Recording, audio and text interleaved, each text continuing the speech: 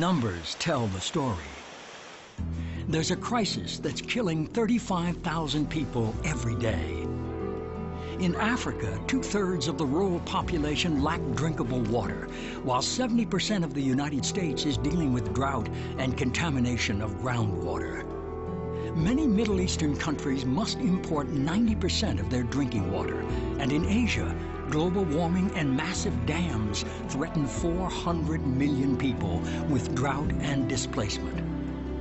75% of the world's population lives at sea level, and they are vulnerable to downstream flooding from big dams, as well as upstream flooding from rising seas. Some of these areas will face annihilation in the next 20 years. This is the world water crisis. Too much water, as well as too little. The greatest crisis ever faced by the human race.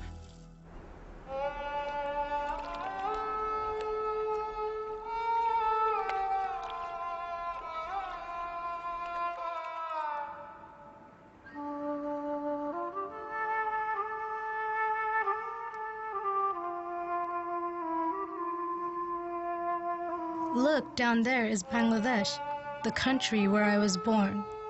It's the monsoon season, but little rain has fallen over the last 2 weeks. Yet below us, we are seeing an entire nation that is 70% underwater, where villages stand out like tiny islands in the vast sea. Pretty soon, Bangladesh could be an ocean and a desert, and pretty soon it could be gone.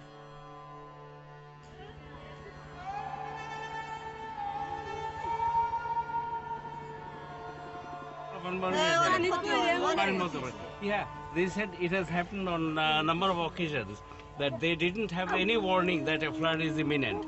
And they had been sleeping at midnight. They woke up with the noise of the onrush of water, and many children fell down in water and got killed. It has happened, drowned, just drowned. It has happened.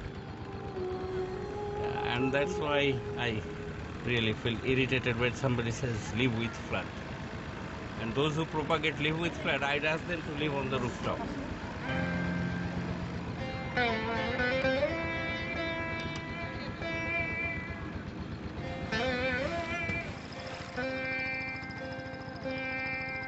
The nation of Bangladesh, with its dense population of 160 million people, sits barely above sea level in most places. This makes it prone to onslaughts from the rising waters along its coast. Since ancient times, this region has had to live with floods during the rainy season, a yearly struggle that the people of this deltaic land learned to endure. But on this day, the catastrophic increase in flooding is not the result of natural causes. It is man-made. In the rainy season, our neighbors open the floodgate and waters come and sweeps our people sometimes into Bay of Bengal. We need some early warning for that. It would have been nice if my counterpart in India could give me a phone call that, okay, our water is rising, so you take precautions.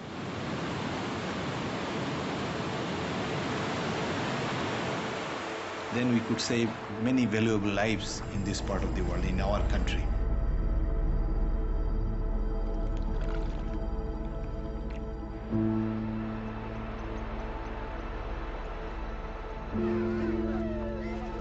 Since 1970, Bangladesh has lost more lives to flooding than any other nation in the world, 650,000 people by some estimates. And it has been the most vulnerable target so far in a new crisis, one of biblical proportions that is spreading rapidly.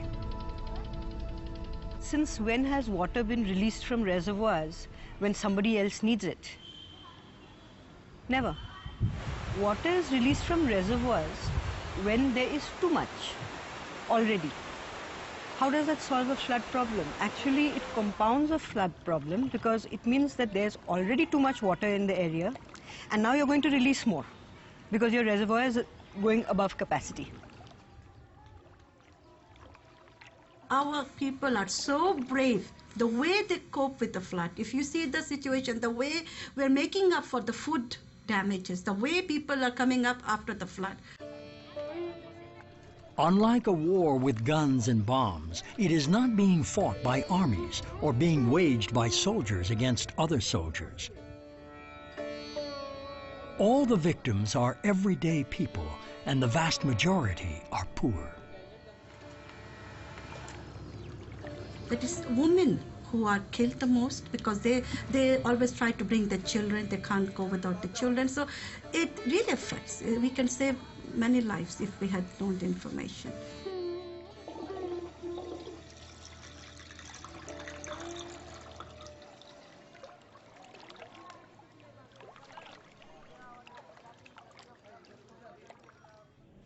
But Bangladesh's struggle with water in the wet season becomes a struggle for water in the dry season, and massive drought is destroying great parts of the country.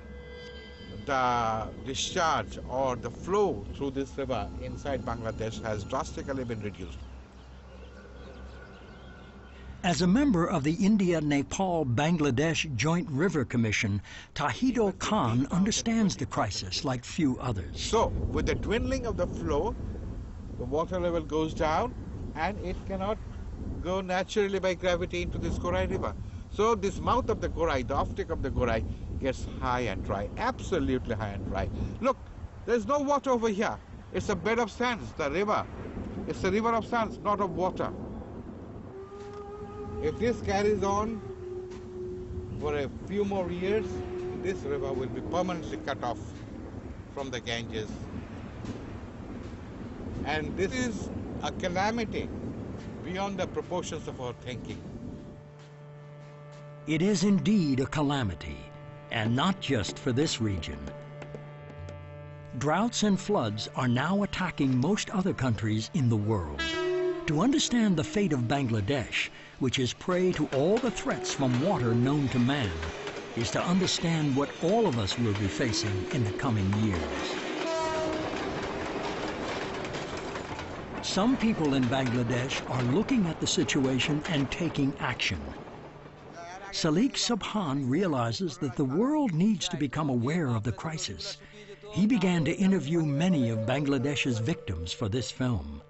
I'm standing here in a railroad track in the heart of Dhaka city, where people live on the both sides of the tracks. As you can see, they made their houses with the temporary housing, with either hardboard or the plastics, and they were living like this for months at a time, where people don't have any sanitation facilities. They just made their house temporarily, and do they have to live like this? These people were displaced by the flood or by the drought.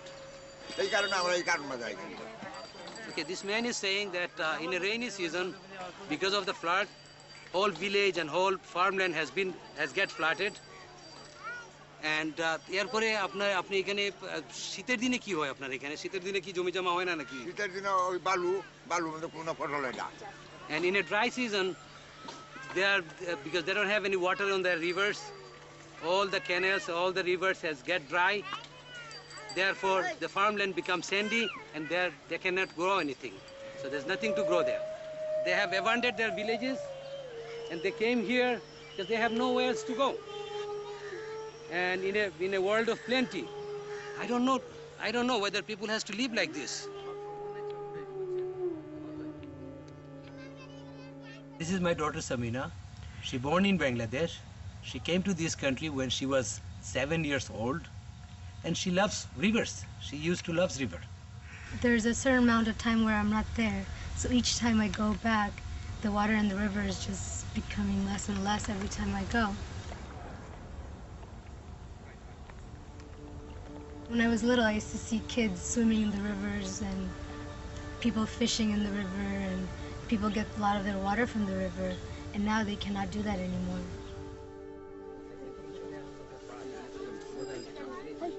My father has been working to help make this film for 5 years. He thinks it might make a difference in the lives of people here in Bangladesh and help everyone realize that what's happening in Bangladesh could happen to them too. And it's already started. When I'm alone with the people here, I try to smile, but I can feel their pain. It's easy to see that we're all alike, but I have a home to go to and they no longer do. In a way, they're just floating around in the water like the remains of their houses. Bangladesh is surrounded on 3 sides by India. 54 of the principal rivers flowing through Bangladesh flow first through India, where huge dams and barrages had been built in recent years to keep the water in India during the dry season. The loser is Bangladesh. Because of Indian security issues, this is the only footage available of the Farakka Dam on the Ganges, the dam at present causing the greatest destruction upon Bangladesh. But all the Indian dams along its border with Bangladesh create havoc. That is the zero line. The zero line. Zero This line. is the 0 line. And from here, 150 yards, it belongs to them. This is the last point belonging to Bangladesh. And beyond that is a part belonging to India, and there's already a signboard there. You can see Government of India. Yeah. This is supposed to be a no man's land, and neither party is supposed to build or construct any sort of structure over this place. 35 years back, we were in an illusion that this country, we will liberate our country and have good neighborly relation with big neighbor like India. But no more of that illusion.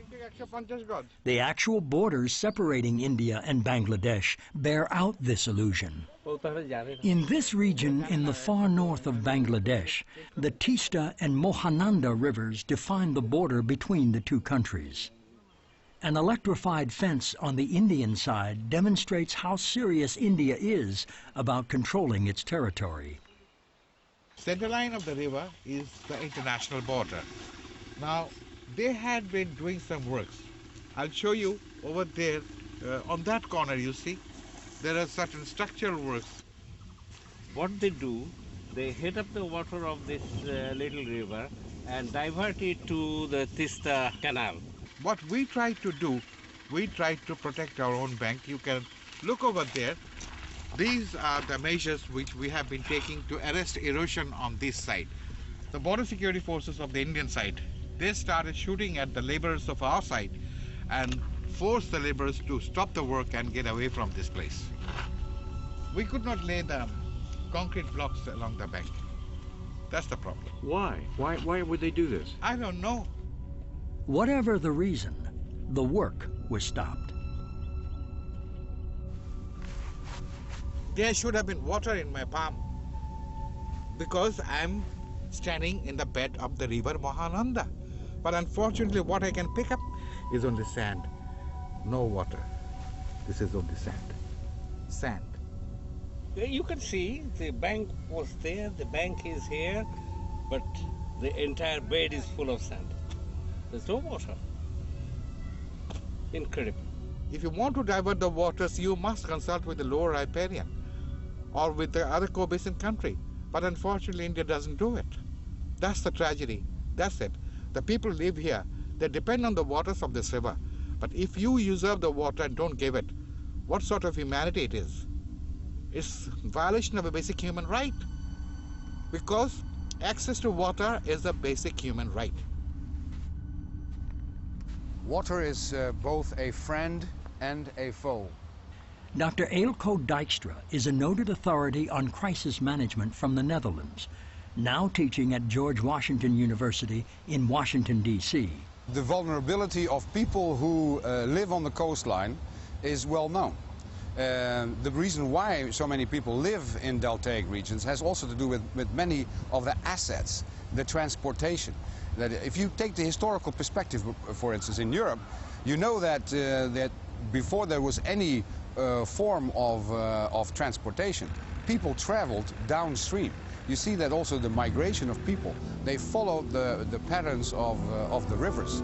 A country like the Netherlands and all other areas like Bangladesh and Louisiana, they face two problems. They have to deal with the downstream of water that can cause flooding, and they are vulnerable of the instream of ocean water due, for instance, to a superstorm such as Katrina.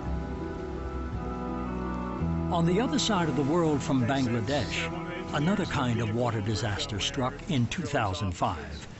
As the storm tore apart the levees in New Orleans, U.S. military and the Army Corps of Engineers ventured out to survey the colossal damage.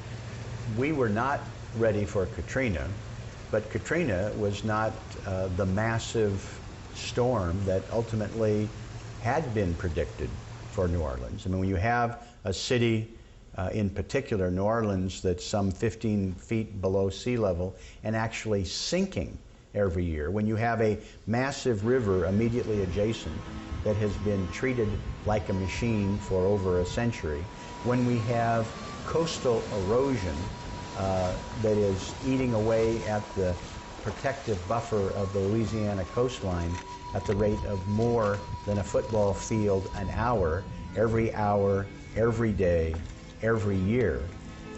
We have a series of events that we are in no way prepared for, but the fact is it's going to get worse before it gets better.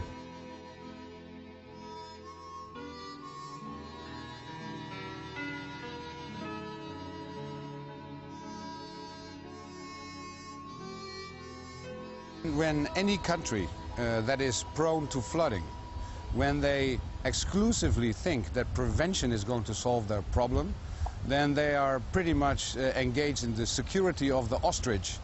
It simply does not work. You cannot only do prevention and then fail to address the eventuality. What are you going to do in case your prevention is going to fail? Prevention did not work in the Netherlands in 1953, when the North Sea broke through their extensive levee system, the largest in the world, killing 1,800 people. A state of emergency has arisen in several areas in the west of the country as a result of exceptionally high tides. The water has swept over the dikes. According to information received a quarter of an hour ago, the situation is critical. The water rose, and the people worked hard to save the dikes at any price. But it was all to no avail. An awe-inspiring flood swept over large parts of South Holland, Zeeland, and West Brabant. People who were out in the country at the time the dikes burst were stranded. Others had to take refuge on the top floor of their houses or up trees. They barely had time to escape into the attic. The Dutch levee and dam systems have kept this lowland country safe from the sea since the Middle Ages, but the system was no match this time for the rising tides. From the knowledge gained in that painful lesson, the Dutch returned to the drawing board to rethink their water management strategy.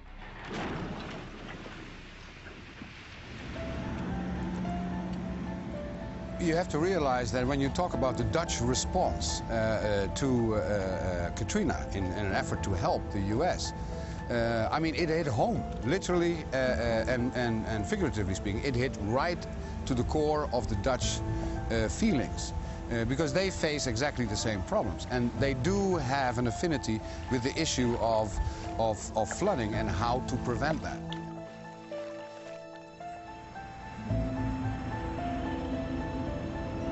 The 9th Ward of New Orleans suffered the greatest damage from Katrina and desperately needed assistance to drain the water from the land.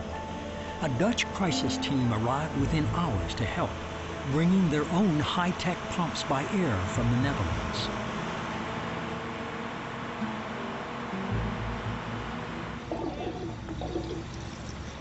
I think that we pumped out in 4 days' time about almost 200 million liters water. Does the U.S. have any kind of pumps like this? No, they have bigger pumps, but there have a lot more time needed to fix the pumps. And yeah, it's waiting for them when they're going to start, and you see the level going down.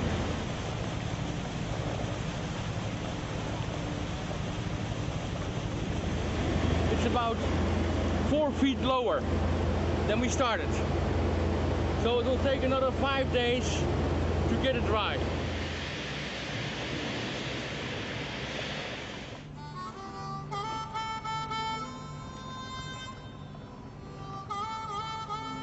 When a disaster like this happens, it's no wonder that people get desperate.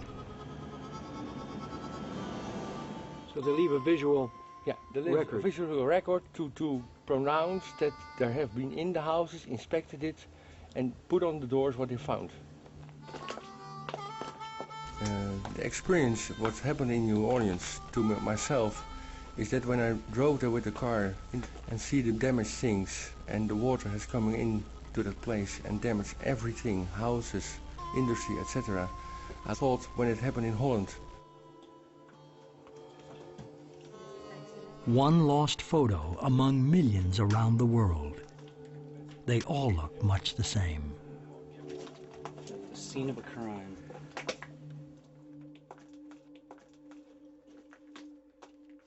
Jaap van Wissen and Salik Subhan are from two of the most densely populated countries in the world, and both countries are at sea level or lower. Since our countries are the most at risk, Jaap and I are working together. He has great deal of useful information about controlling flood that I am passing on to the government of Bangladesh, but it has so little resources to do anything. When the oceans rise or when a big storm hits, these two countries are in more danger and stand to suffer the greatest damage from climate change. But the Netherlands has learned how to control the waters, while Bangladesh has not. The low-lying areas in the world, such as Bangladesh and places like Vietnam, and there are many more because 75% of the world's population lives in what they call deltaic regions, clearly they can benefit from the technology that the Dutch have developed. The Dutch had to do that not as an item of luxury or economic growth, but as a singular mean of survival to let the Netherlands continue to exist. Because if the Netherlands would get flooded, 70% of the country would disappear, and it would essentially mean the end of the Netherlands as we know it. A similar amount of Bangladesh would also disappear if a Katrina-level storm hit that country. Look what this cyclone did to the rainforest on the coast. Thousands of people died, not to mention animals. But the jungle helped block the seawater from coming further up the river and killing more people.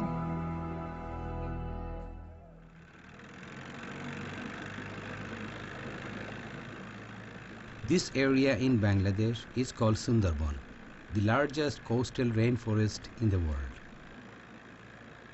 It's the home of millions of people and many rare animals. But with floodwaters from India and the ocean getting higher, the Sundarbans is disappearing quickly. Scientists are predicting it may soon go underwater permanently. The situation in Bangladesh is very similar to the situation in the Netherlands as it is in Louisiana with the Mississippi Delta. All these countries that are downstream, they are faced with an erosion of their coastline, and they are completely dependent on other countries that are more upstream and control the amount and the quality of the water that comes downstream. And this is an issue that, in my opinion, has been pushed to the back, particularly for political reasons, whereas it is actually about the livelihoods and the survival of local communities that live there.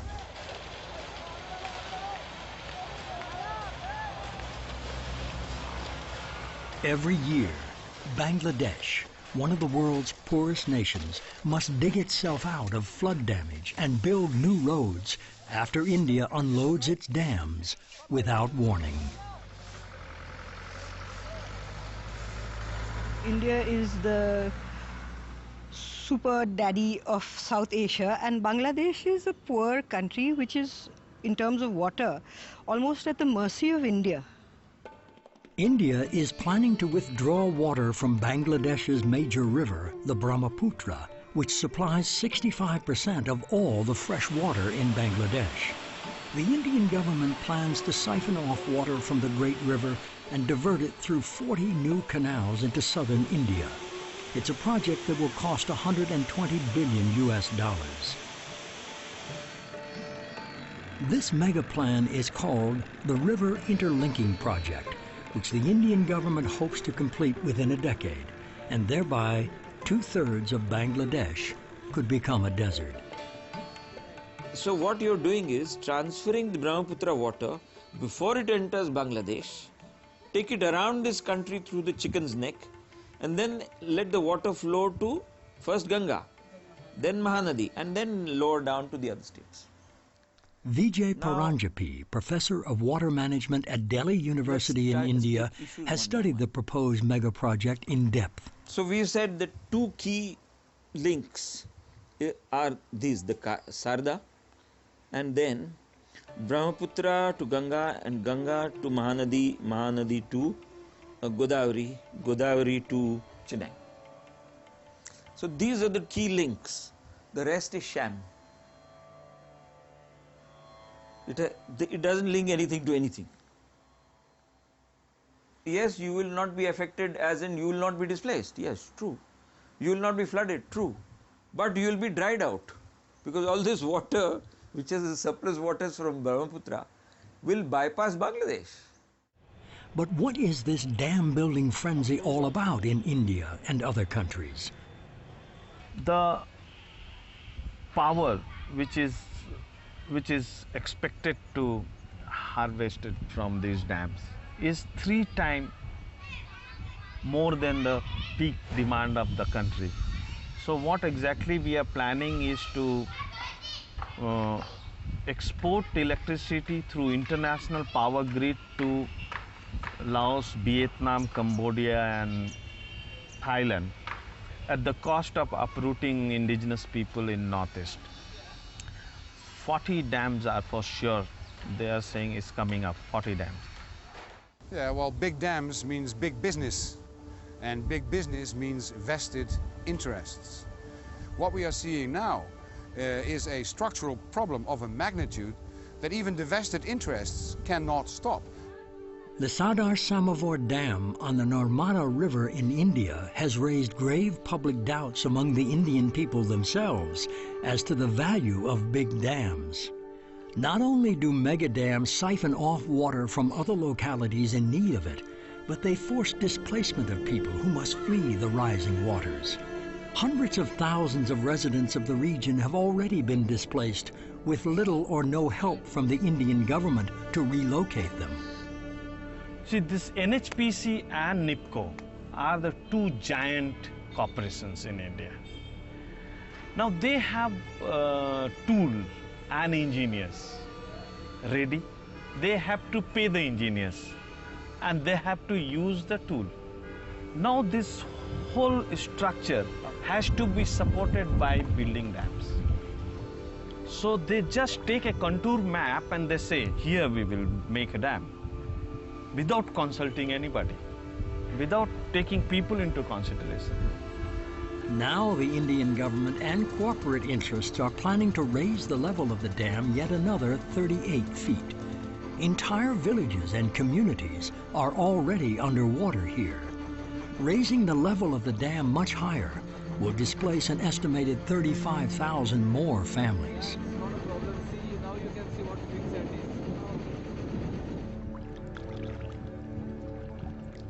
Where locals may have moved about on foot, bicycle, or car, they must now use boats, which carry them over their submerged homes.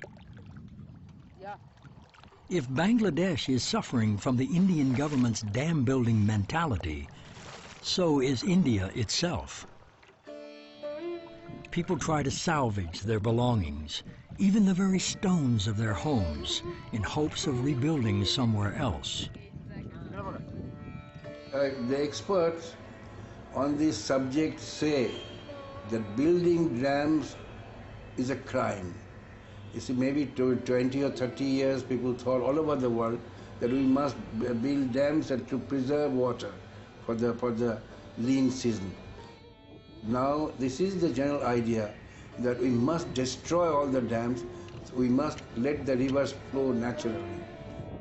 Perhaps this may be a bit extreme, but many Indian activists agree with the celebrated writer Sunil. Medha Patkar is one of the most vocal anti-dam activists in all of Asia. She shares her concerns with Bangladesh and what will happen if the ongoing dam building in India continues. Not just the farmers, but the Diara, the changing routes and the affected population, as well as the fish workers in whole of this stretch of the larger valley of Ganges are facing hell. And hence the Bangladesh people know that if the Ganges is diverted before it enters Bangladesh, unless China diverts it before Brahmaputra enters India, that will really affect Bangladesh. The rivers would be dry, and they will not be able to survive. So the members of parliament to the government of Bangladesh, along with the various people's organizations, are questioning this. A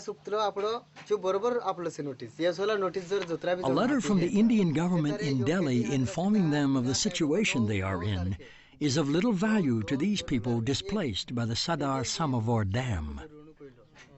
The faces of displaced humanity throughout the world may be different, but the reality of their suffering is the same. The common people with simple lifestyles are really saving environment because they are not selling rivers. Interlinking of rivers, on the other hand, is a very distorted and perverted solution, which is not a project as yet, it is still a concept. But the human populations will not survive if the environment is not taken care of. And that's not to be done superficially. Relief with dignity should be the motto, and for that the community's involvement. Political promises have no value because they don't reveal facts.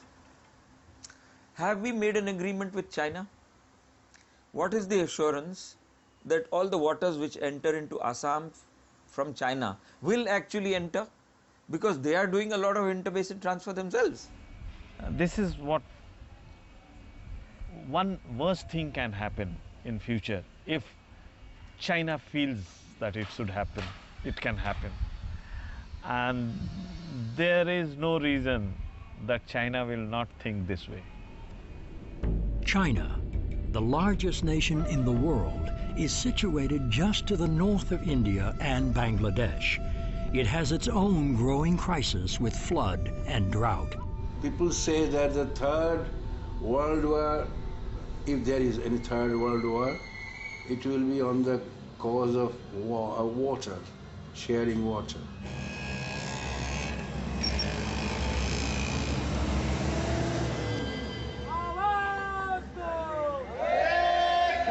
Using India's tradition of nonviolent protest to effect change, Medha Patkar and two other supporters began a hunger strike in Delhi to force the Supreme Court of India to halt the raising of the Sardar Samovar Dam.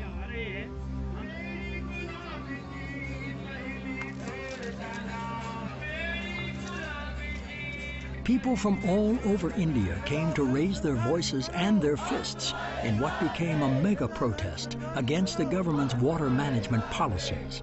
Many came from Bangladesh to join in the massive turnout. While few people in the United States knew of the events in Delhi, the eyes and ears of the rest of the world were there as satellite dishes lined the streets.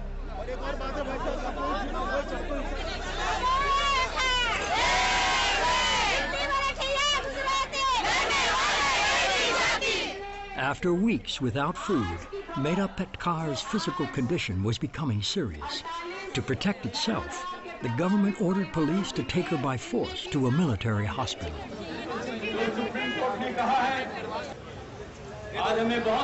Her final speech before being led away was translated into English. The government of Madhya Pradesh wants to sacrifice its people and interests at the altar of not development but politics.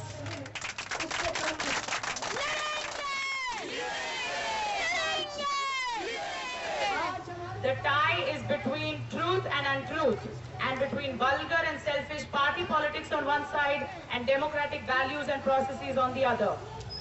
We know that this is not a question related to one dam only, but to the future of democracy and people's rights. Meanwhile, water shortages in Bangladesh caused in part by India's water management policies, have unknowingly created another catastrophic problem, this time with its groundwater. The India and Bangladesh populations are growing. Therefore, India is cutting off Bangladesh water. So Bangladesh has to find their water underground. So they have to go deeper. And more deeper they go, they found that arsenic contaminated water. If they control the whole water system from that side without consulting us, it can mean, I would say, a whole end of the civilization in this part of the world. Dr. Bilkis Haq, Director of Environment and Population Research in Bangladesh, knows exactly where arsenic contamination is headed. Yes, it was all river. The whole thing is a river. And this village is badly contaminated by arsenic. And then these people have to go and drink the arsenic contaminated water because they can't use the river water. Even now, many women don't come because they can't walk this long distance. It's half a kilometer from their village. But this river was to be very close to their village. I know many women here, they tie their children with the pillar of their houses to go and collect the water because they have to walk for 2 hours or 3 hours. So they just tie the children with the pillar so that the children don't get lost. The shop tubewell contaminated arsenic as well. So all the villages in her tubewell are contaminated with arsenic. So they are drinking that water. There are about 12,000 drinking water hand pumps, of which, like I told you, 70% are contaminated.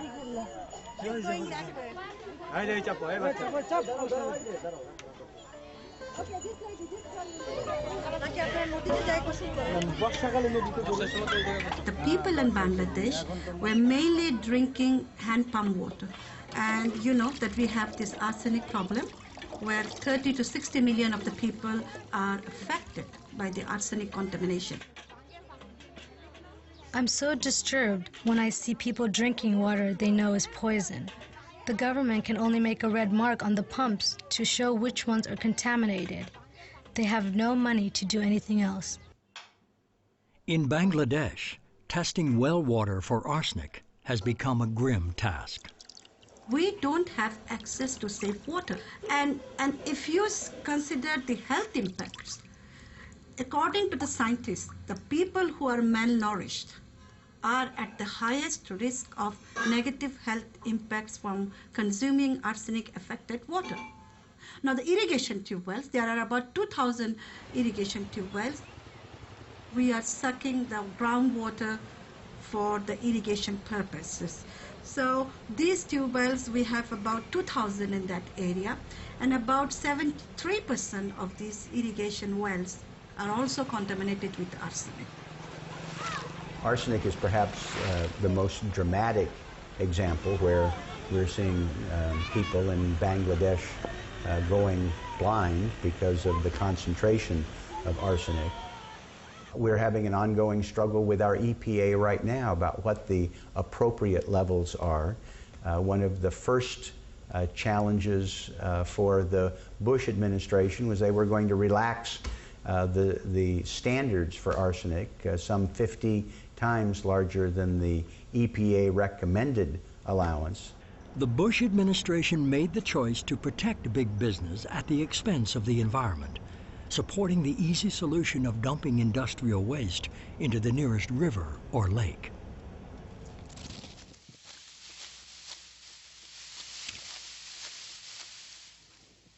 Now, if we talk about the arsenic going to the food chain as well, that's a huge thing. So these people are consuming arsenic through water. They're consuming arsenic through food chain. 30 to 60 million of the people are affected by the arsenic contamination. With the help of international aid organizations, arsenic clinics are being set up around the country to help save lives.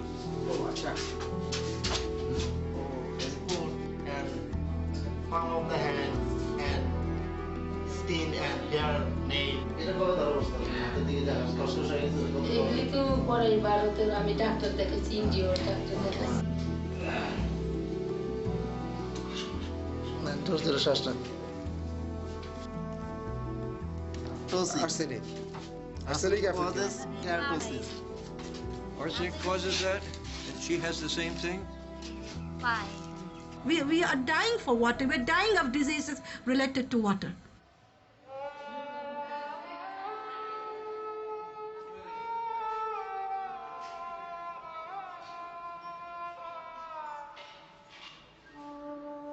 People are dying of arsenic all over the country. They are dying in a village and in a hospital, as cancer grow from their skin to inside of their body. These wells are increasingly drawing on groundwater because we're using more of it and there are more of us. It is a global phenomenon with serious consequences. And people everywhere are worried, but they do not know what to do. They have to drink water of some kind, even if it kills them. আমার গহীন জলের নদী, আমি তোমার জলে রইলাম বসে জনম অবধি। Oh, my river deep, I've been floating around in your water all my life. Your flooding washed away my home. When I landed upon an isle, you washed away that too. Now, having lost everything, I go on staying afloat in your water. I can rebuild my broken home, but why did you break my heart, O river? Once the jewel of the heart is lost, it's lost forever. If lost in the ebb, the heart never returns with the high tide. When you wash away banks, O river, you wash one at a time. But when you break a heart, O river, you break both its banks. And once broken, no isle emerges for the heart to land upon. Water has been so critical to the survival of the human race that it's the subject of mankind's first written account. The story of the Great Flood appeared again in the Bible 1,000 years later. But if God was deemed responsible for the Great Deluge, man himself now appears to be responsible through ignorance and greed for most of the water problems in today's world. Since last December to this December 1 year, I have written 4 letters inviting them to come and visit Bangladesh, sit in a meeting of the Joint River Commission, but on some pretext or other, they have not come. They said it's not possible for them to come. Our people are getting frustrated. So when there is a problem with water, somebody is cutting off their water supply, then they get very angry. And when people get angry, because this is the only way they can survive with water. So once they get very angry, they do desperate things.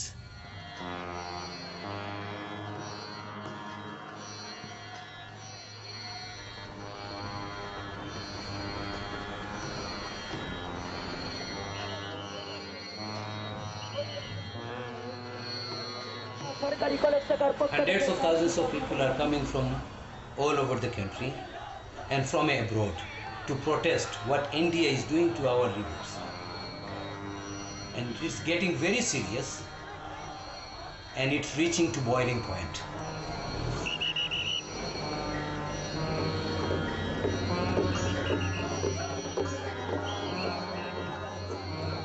People in Bangladesh have been gathering in great numbers across the country to protest India's arbitrary water policies. This demonstration drew nearly 100,000 people. Salik was there. How can one country withhold river water from another country that needs it, just to keep it for itself? So big corporation can sell the electricity it generates to other countries. It's just greed. Farakka দিয়ে ভারতের কোনো উপকার হবে না, এটা ভারত ভালো করেই জানতো। ফারাক্কার উদ্দেশ্য ছিল বাংলাদেশের নদীকে মরুভূমি করে এই দেশের মানুষকে দরিদ্র করা। এই দেশের মানুষ দরিদ্র হলেই ভারত উপকৃত হবে, এটাই ছিল তাদের আসল উদ্দেশ্য।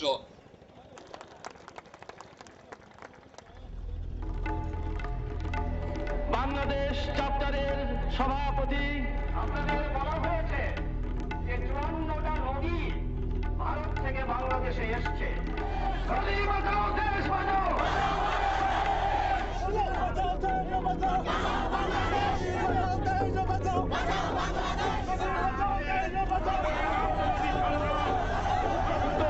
সমৃদ্ধি কামনা করছি।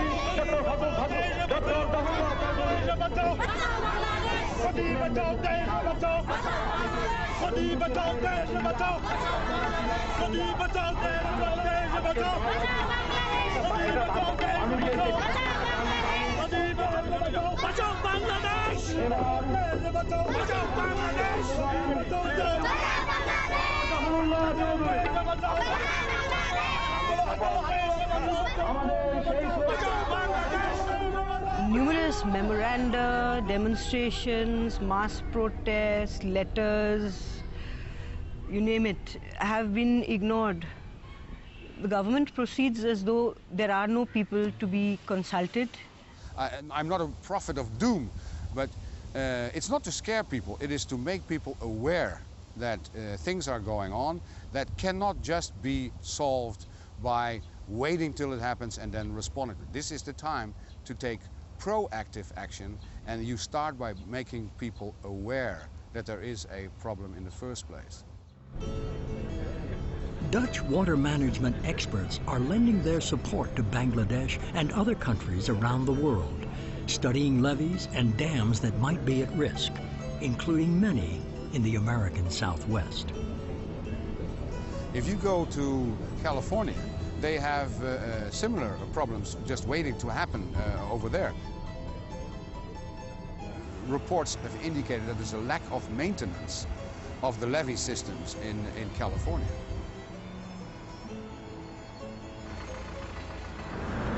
Water is taken out of the Sacramento River into the Butte Basin. It's stored in the Butte Basin, and then it's slowly metered out. If you look at the designs, you'll see the large woody debris. That's in there for fish habitat. That's cabled into anchors in the design. Also, both of these projects have berms going out. Those berms will be covered with rock, and then they'll be planted. They'll put grasses, sedges, and trees down at the bottom end. Well, when the trees die, then all the roots that are in the levee, get rotten. And, well, within short, then you have a big hole, or a system of holes in the levee. And when there is a stormy situation and the trees fall down, then they can take with them, all the roots, and then you have an open spot, in the levee. That's dangerous.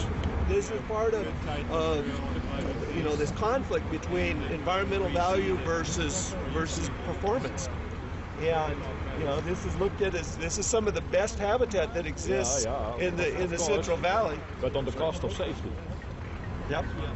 Well, this is a discussion in the Netherlands, that is stopped immediately. No trees on the levee. Yeah. They are cut out. We are very, very strict on that, no trees on the levees. No houses on the levees either. For romanticism, it's perfect, to have your house there on the levee, but it's no good. Okay, well, we should get going. We get back. Oh, sorry.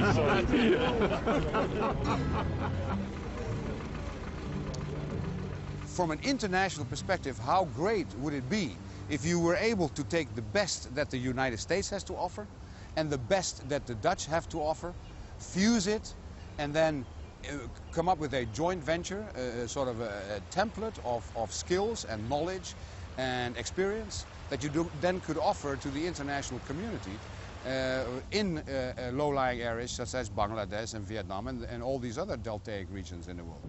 Breakthrough technology can provide hope. Here at George Mason University in Virginia, engineering professor Abul Hassam, himself from Bangladesh, has just invented a life-saving water filter for those millions at risk from arsenic poisoning. So they take that water and just dump it here. Right. Okay. Inside there. Okay. Yeah. So what they do, they have water and they just put it in there. Right here. Yeah. just 1 hour. It will take 1 hour. So the ingredients are cheap, and it does not require electricity. No. So it's perfect for use, irrespective of economical circumstances, irrespective of local problems. Does the United Nations know about this? Would that be an entity that you feel could take a project like this on? Yes, UNICEF is funding most of the water projects, and especially this kind of arsenic and other projects in Bangladesh. And because it is particularly UNDP, which actually came out recently and declared the right, that it is a basic human right to have access to fresh water. Dr. Hussam's simple arsenic filter is so important for saving lives that the National Engineering Academy awarded a first prize of $1 million for his achievement. Please welcome Dr. Hussam. He plans to use the money to supply filters to those who need them in Bangladesh and India.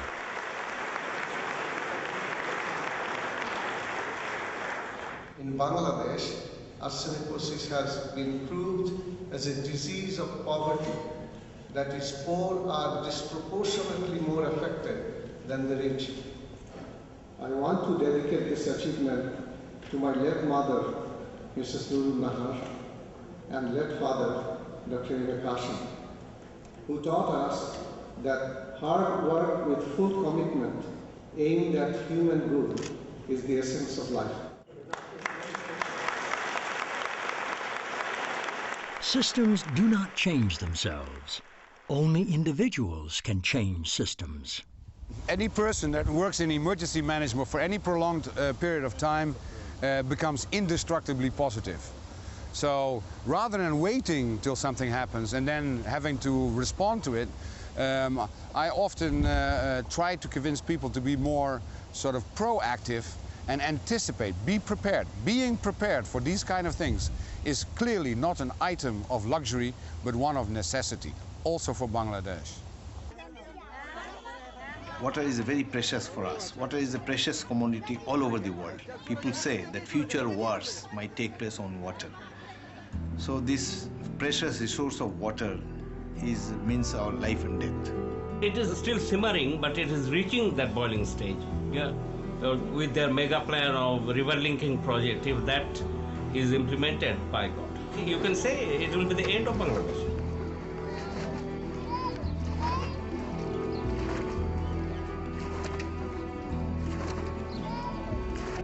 We as a human race are responsive in nature. We wait until something happens and then we take actions.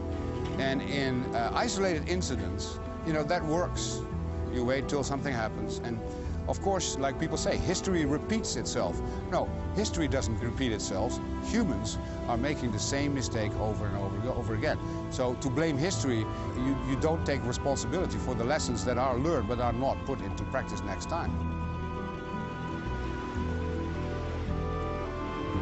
There's so much suffering and death in Bangladesh, but the people keep coming back from storms, rising oceans, floods, droughts, and now poison. We've survived so far, but now, I don't know.